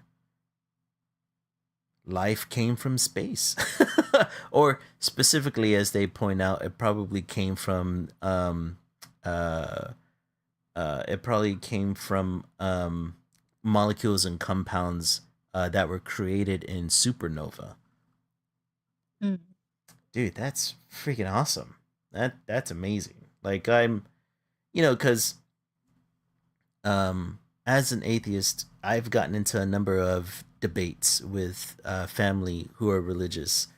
Um, and one of the biggest conversations I've gotten in with family members has to come, or usually comes in the form of them questioning how could something come from nothing. I don't know if you've heard that term before or that phrase. Um, Hmm. but I hear it pretty often, right? Like I get family members that are always like, "Well, how can something come from nothing?" Like somebody had to have created, life. And I think Yeah. that this discovery is a it's big, right? Like I know like people are looking for like alien life coming from other planets, but even though this is molecular, this is huge. The fact that Hmm. these compounds exist on an asteroid, which are essentially the protoplanet materials, right? That created our Earth and Moon and every other planet in our solar system. And I mean, Hmm. this just kind of like builds the case towards um, a biogenesis theory, right? That the compounds were essentially brought here to Earth, and life slowly developed from that. That these compounds can eventually come together after billions of years, right? I thought that was really awesome. It was a nice piece of news to run across amongst all the chaos. And I'm a little bit of a science geek whenever it comes to stuff like that, because I like me and my friends have always come up with like different theories on like how life could have gotten here. And one of the theories was like, oh well, what if life came here because there was life on another planet, and whenever that planet got destroyed, some genetic markers from that planet came down to Earth, and that's how life began. Kind of like this universal seed theory that some friends have had. And then um I mean, man, recently I've come across a um another I think a Nobel Peace Prize from Japan, an astrophysicist from Japan, I believe, recently came out and said that he believes that the Big Bang essentially didn't come from nothing, that it could have been from a previous universe that went through a cold death or a big crunch and then created a Big Bang. So we're essentially a string of universe after universe after universe after universe. That shit's awesome. I don't know how he came to the theory. I need to look into it a little bit more. But man, oh man, just the idea that Hmm. I like it whenever these new discoveries start coming out, and they don't make big headlines, but it's always something fun new to learn, and it kind of like fills in the gaps of our knowledge, and we could always use a little Yeah. bit more of that. Hmm. Do you ever get into any discussions about the origins of life? Does it ever come up? Not anymore, since I don't really talk to many people nowadays. Only online interactions, huh? If even, I don't really talk to anybody these days. Well, I'm glad you still talk to me. Like, we can still Thanks. we can still get into these conversations. So Well, what, I do need the human interaction, so so what do you think about this new discovery? What's your take on it? um it's I mean it's telling of a lot of things. Like Mm-hmm. it definitely cements the idea that there is possible I mean they've confirmed it, right? That there's life on beyond our earth. Oh yeah. Um Yeah. I think you're absolutely right. yeah. Yeah, this kind So of this is like just further yeah, evidence because we're further not the only solidifies. habitable. Yeah, of all the different solar systems, of all the Mm-hmm. different planets that exist, we're not the could not possibly be the only inhabitable planet. Exactly. It, yeah, there's just way too many Yeah. planets for A- it for And the us to be the fact only one. Yeah, and the fact that these molecules and compounds came from a supernova, and the fact that we know that Mhm. supernova happen so often, like statistically speaking, there could be billions of life forms out there that we just, well, in honesty, we'll never be able to ever contact. But it's Mhm. just good to know that they're out there. Yeah. Sometimes I'll get into a conversation with friends where it's like, you know, my brother, he's always the big, he likes bringing the big questions, right? And so he'll bring Mhm. in a question like, why haven't we contacted an alien species yet, or has an alien species potentially contacted us? And I always tell him, I'm like, don't get me wrong, I wholeheartedly think that there are plenty of alien life forms out there. In fact, there's probably a lot of intelligent life forms out there, right? Um, Mhm. the problem is that their stars are so far away from us that the probability of one ever visiting Earth is just like slim to none, right? Mhm. And we've all had the conversations of like, well, what about what we see in sci-fi, where what about warp speed, or going light speed, or warp drive, all things that we see in Star Wars and Star Trek and all that. And um the issue is that physics aren't on our side, right? we don't have Mhm. we don't have enough energy in the world to reach light speed travel. And even if we Yeah. did have the energy to hit light speed, it would still take millions of years to even get to the next galaxy that's closest to us, which is Andromeda, right? I think like Mhm. Andromeda's like somewhere around 100 million light years away, which means that even if you're going at light speed, it's still taking you 100 million years to get there. So it's like Yeah. the only way for us to find life is within our own Milky Way, and then even then, the closest star is like, I think the closest star is Sirius, if I'm not mistaken.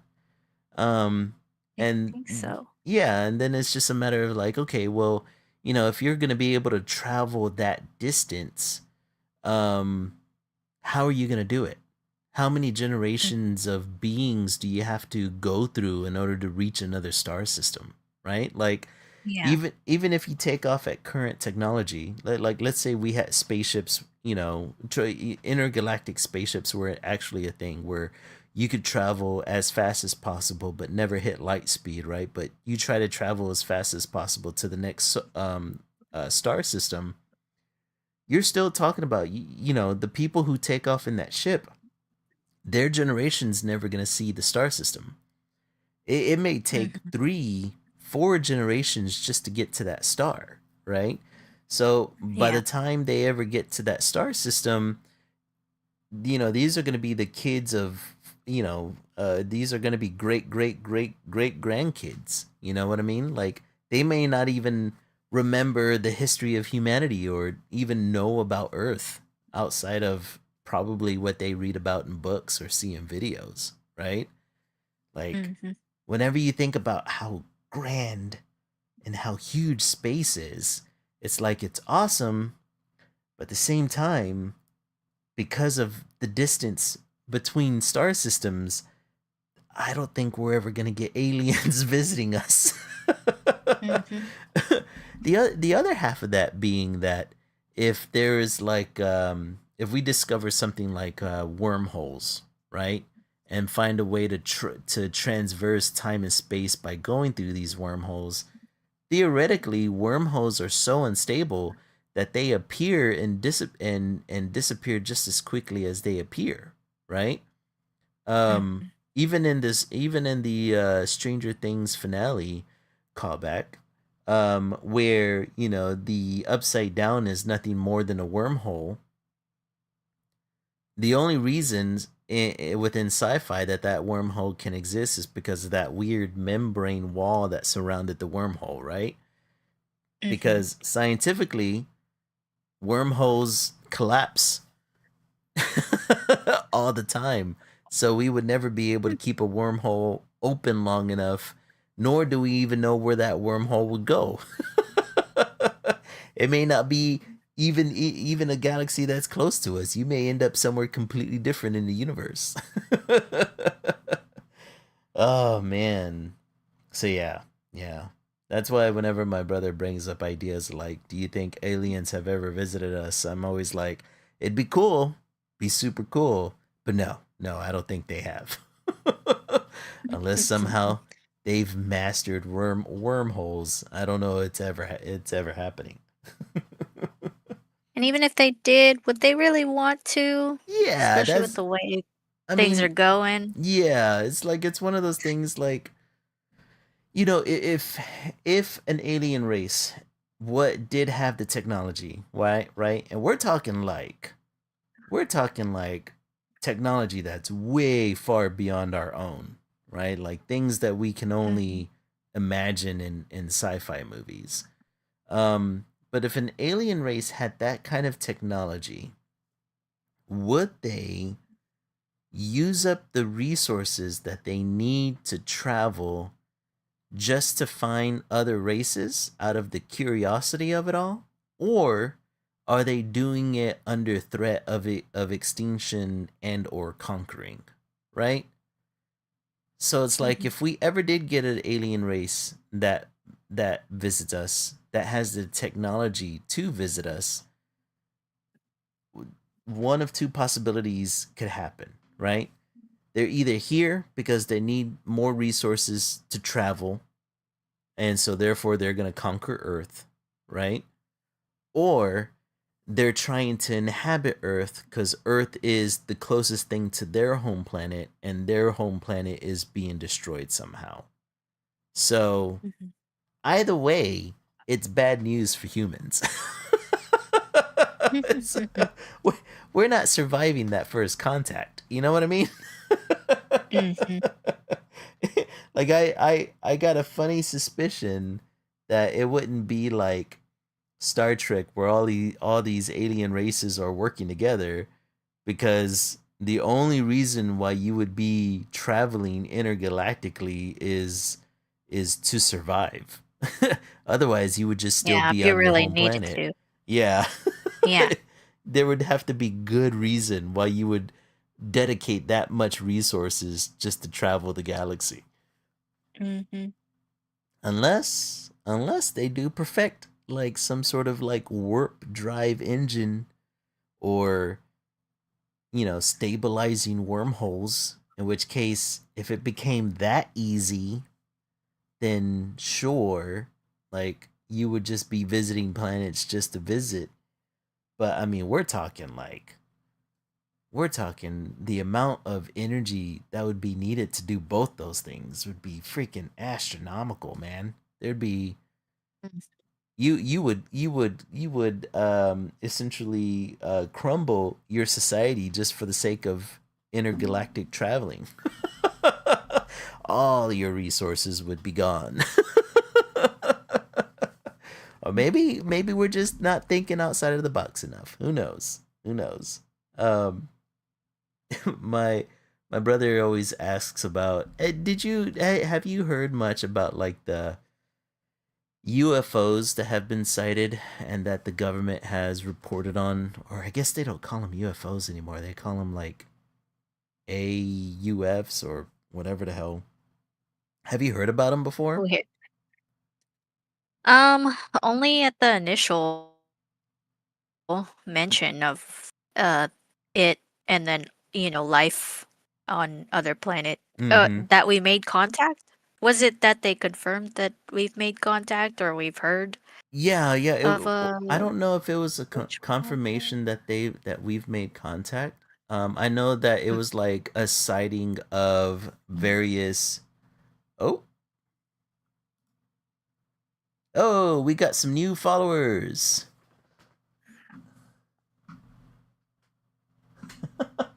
That scared me for a second there. we got like, we got like these notifications that pop up. Well, thank you for Hmm. visiting the stream. We really appreciate it. Thank you for following or subscribing. Let's see. It is Lazarus dot um, ACCDB over on Twitch. Thank you for following, man. I right now we are currently having a free drawing kind of a day where we're just sketching whatever we feel like and whatever makes us feel good for the day. We're taking it easy. Lily is over here Hmm. sketching Deadpool from the Marvel Rivals and the new DLC at Marvel Rivals, new character introduction. And I'm currently working on a costume of an OC of mine. But welcome. We appreciate you checking us out and following, man. We hope to see more of you. But yeah, yeah. Like sometimes, one of the theories that my brother has come up with is or brought to my attention is the idea of maybe it's not intergalactic visitors, but extra dimensional visitors. Dun dun dun. Meaning, Meaning that the UFOs that we're seeing and the contacts that I believe some government officials are saying that we're having aren't aren't alien in nature, but instead possibly from a different dimension, hmm, right? I I don't know. interesting. Yeah, yeah, like so he's brought this to my attention before, and I never quite understood like what he means by alternate dimension.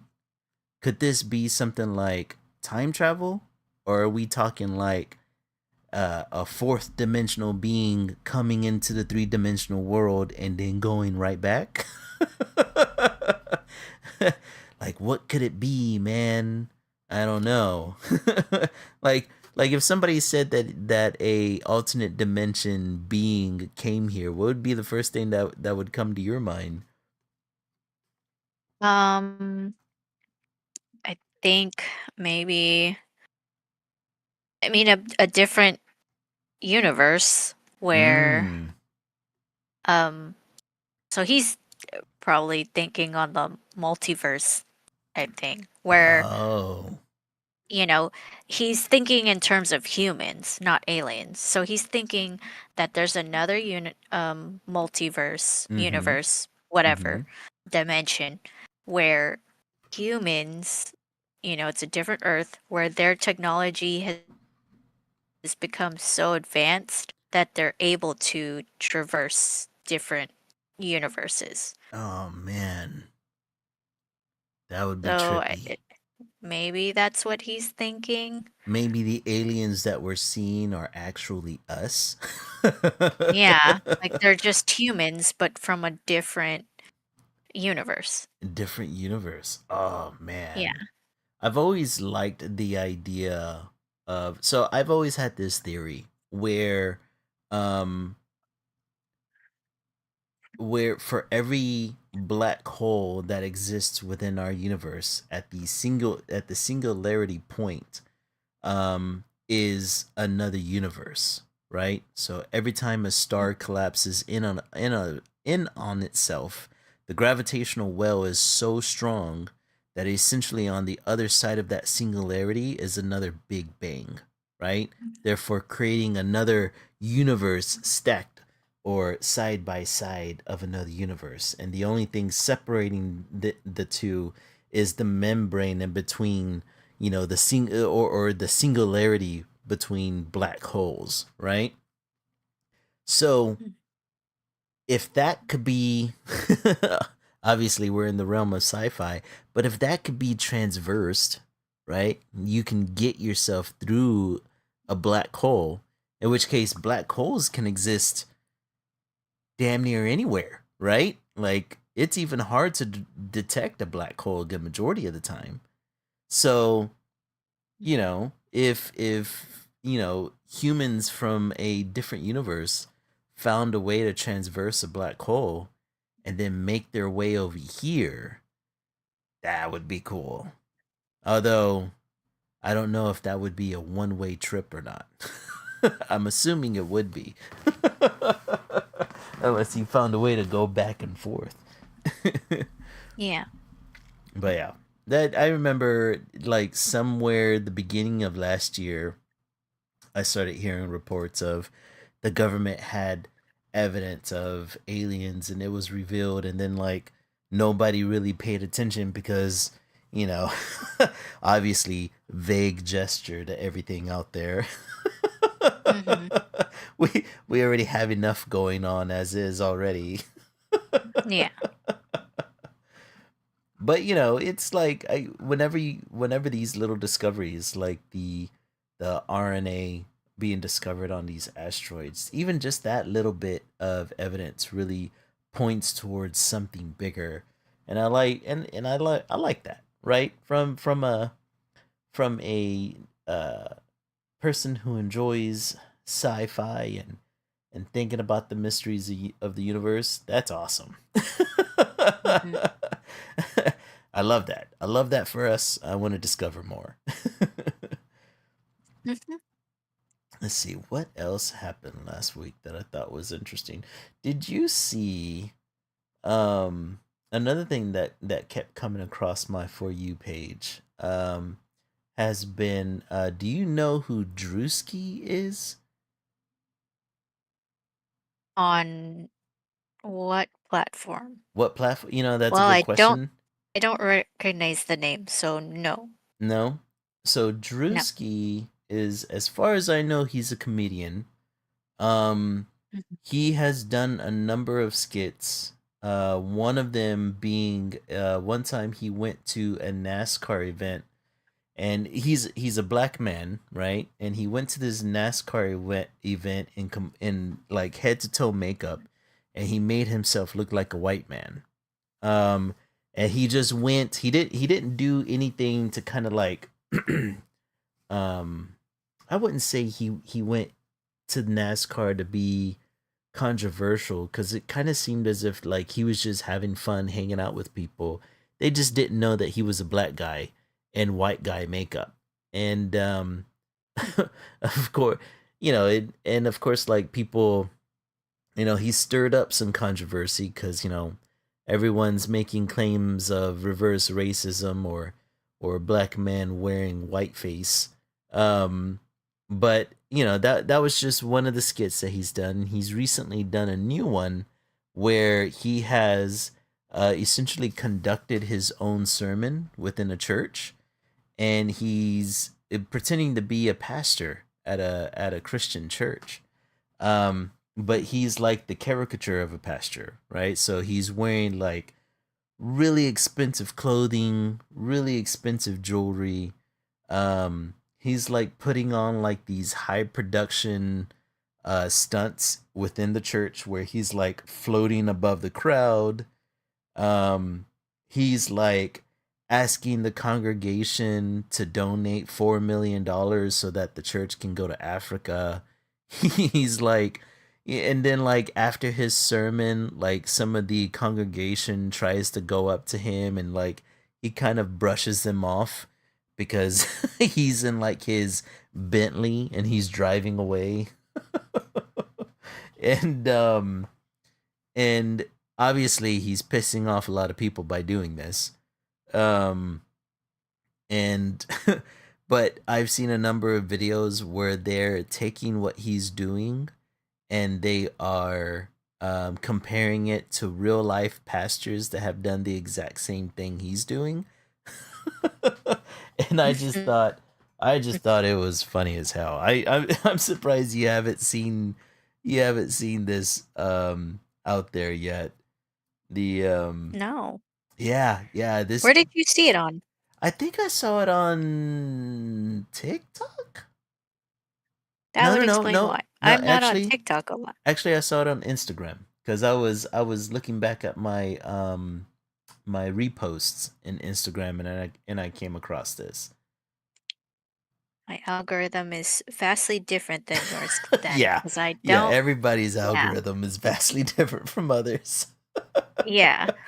I've seen this guy a number of times. Like I've seen him. I don't know what he outside of being a comedian. I don't know what else he does. Like other videos that I've seen of his, like he was doing like a dating show, I think, or a talent show of some sort. I don't know, and it kind of looked as if he was like, how American Idol and all these America's Got Talent shows, they have the people come in front of the judges, and the judges usually have to make a judgment on whether or not they're talented enough to join the show and all that jazz. Yeah. He was essentially doing the same thing. But it was like people within his own community.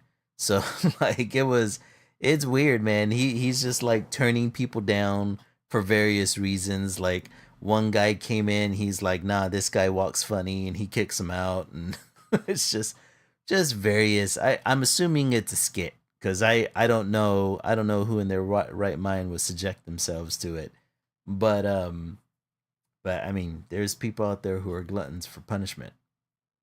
But this specific skit I thought was kind of hilarious, and how many people he was able to piss off by doing it. Because good God, like some of the other videos that I've ran across where they showed the real life counterparts that do stuff like that, it's crazy. It's crazy. I mean, we kind of have our own here in Texas in the form of Joel Olstein. He's done some pretty horrific things, like stopping people from going into his church during bad hurricanes and whatnot. Yeah. The infamous Olstein files, man. He still makes it to meme territory every time. Every time we have a storm, man. Yep. Every time. It's pretty funny. Yep. It cracks me up. Dude lives in infamy for being one of the most selfish people. You did it. Right? He did it. He did it. You did it. It will Good forever job. be related to that guy. That is, yep, that's your legacy. Hmm. Have you run across anything weird on your timeline lately? I mean, aside from the different some of the AI videos that pop up here and there, some of the AI videos that pop up for me are, I guess, very targeted. They're like wedding um blunders or like Yeah. horrified things that could happen at a wedding.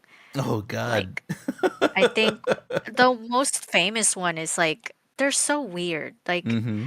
the most famous one's like colonoscopy bags exploding that Jesus the Christ. that the lady that the bride is wearing, Oh and no. people would be and then the people who would freak out, like their clothes being terribly generated. Like Oh yeah. this Yeah, one of video I course. watched today, I was like, this is completely AI because who in their right mind would wear this to a wedding? Like you're Mm-hmm.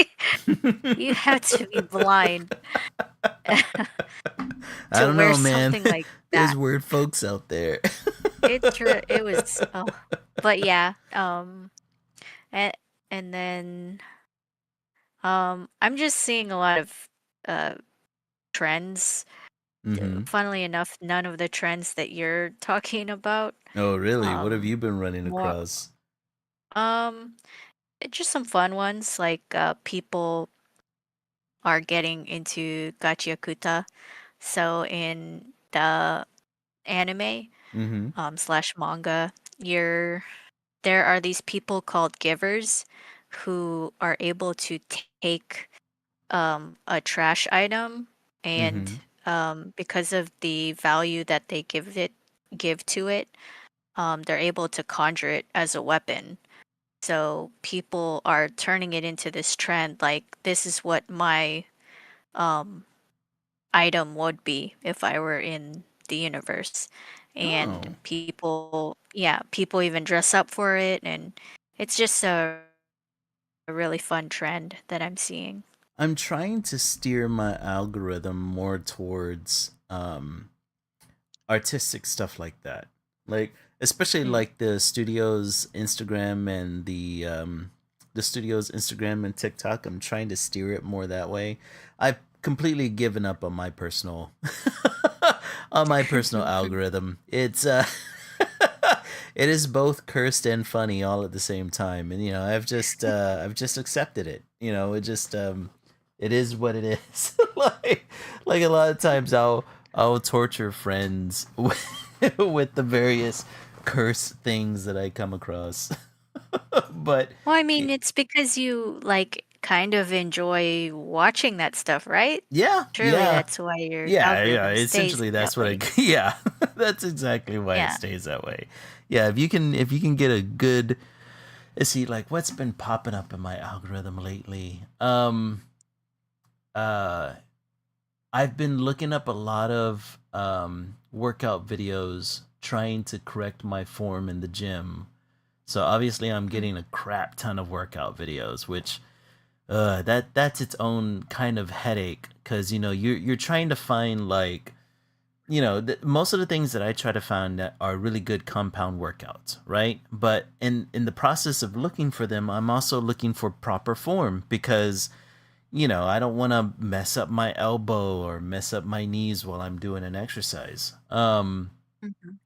But the problem is that the moment you start looking that stuff up, I get two different kinds of videos that come out because A, I'm a guy, and B, I'm looking up workout videos, and one of them Mm. is tons of thirst trap workout fitness models, just like tons of those. Mhm. I can't open up my Mhm. Instagram without those showing up.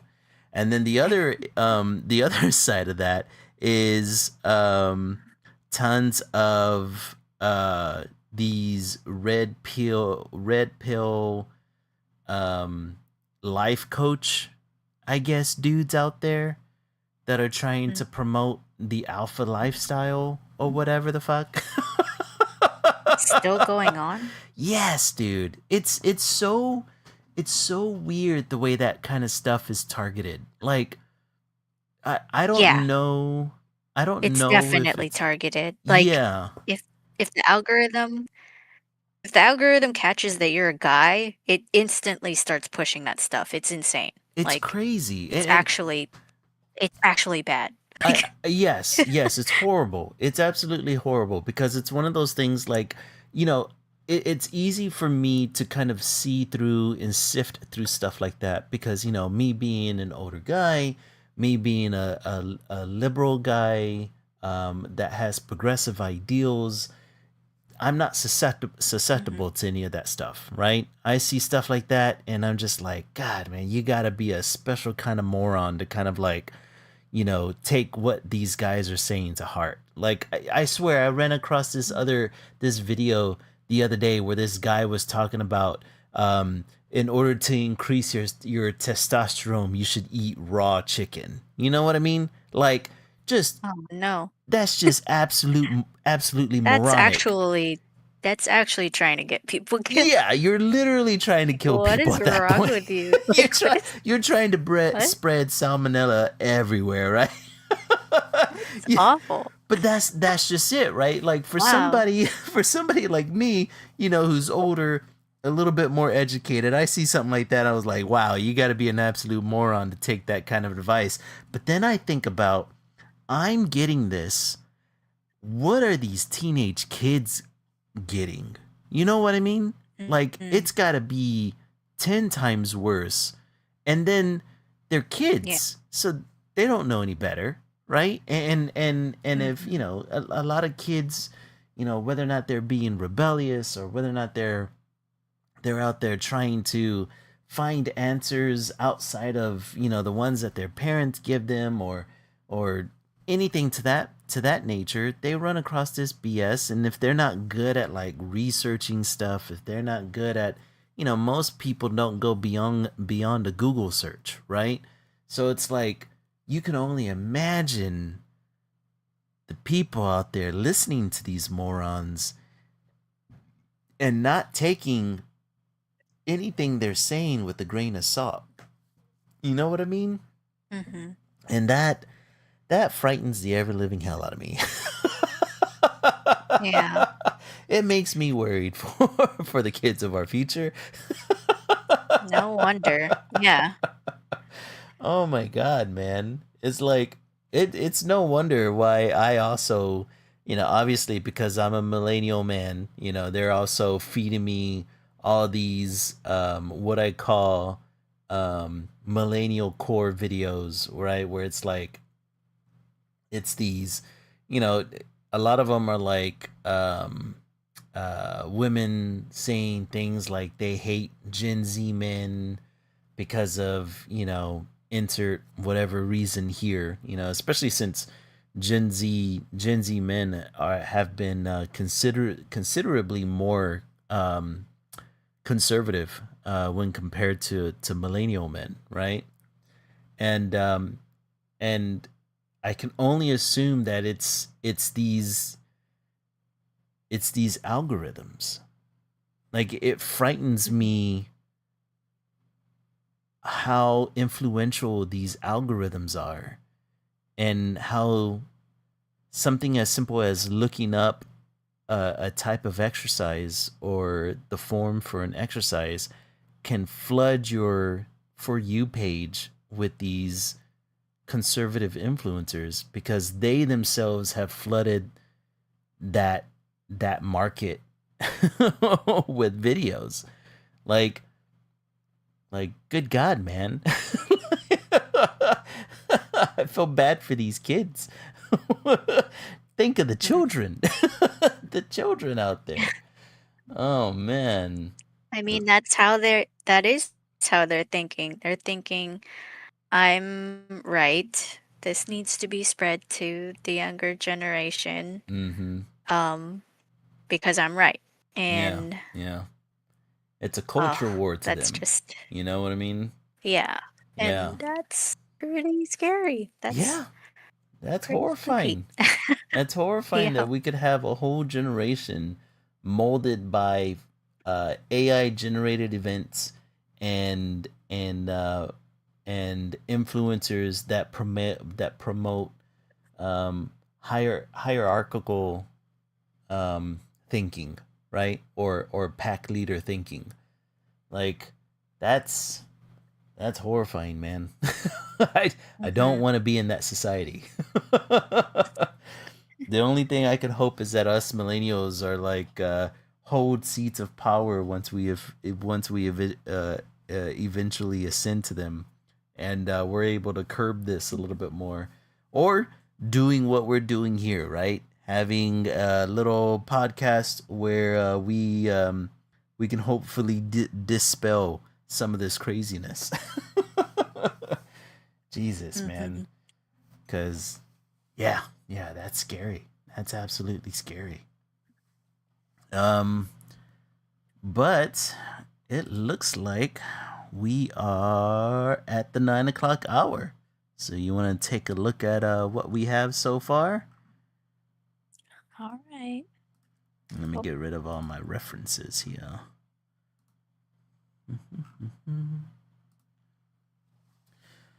All right. I like those katanas, man. You have a shape going on with your figure there that works.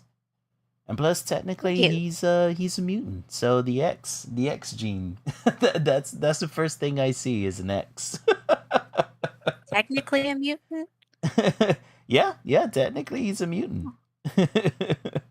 Or I guess we Hmm. should say he is a mutant, even though his mutant powers were kind of like jump started by experiments.